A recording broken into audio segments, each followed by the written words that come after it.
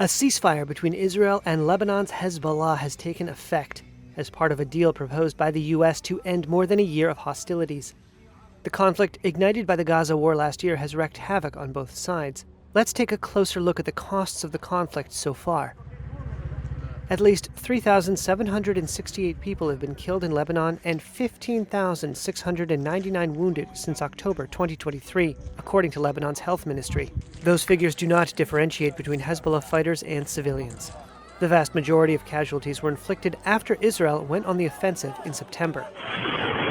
Hezbollah strikes have killed 45 civilians in northern Israel and the Israeli-occupied Golan Heights. Israeli authorities said at least 73 Israeli soldiers have been killed in northern Israel, the Golan Heights, and in combat in southern Lebanon. Over 886,000 people have been displaced within Lebanon, according to the International Organization for Migration and the UN Refugee Agency. UNHCR data shows that over 540,000 people have fled Lebanon to Syria since the war started.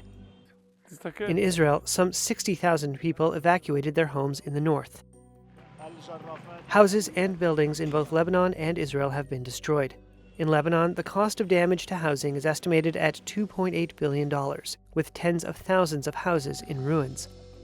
A World Bank report also estimated agricultural losses of more than $1.1 billion as crops and livestock have been destroyed and farmers displaced.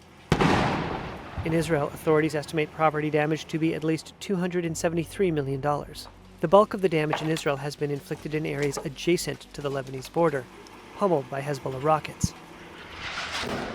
A preliminary World Bank estimate has put the damage and losses in Lebanon at $8.5 billion.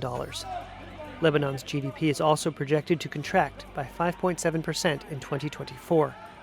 Tourism and hospitality, which are key contributors to Lebanon's economy, have been hit hardest. For Israel, the conflict with the Iran-backed group has compounded the economic impact of the war in Gaza. The budget deficit has surged and prompted all three major credit rating agencies to downgrade Israel's rating this year. The conflict has also exacerbated supply chain disruptions and driven up inflation.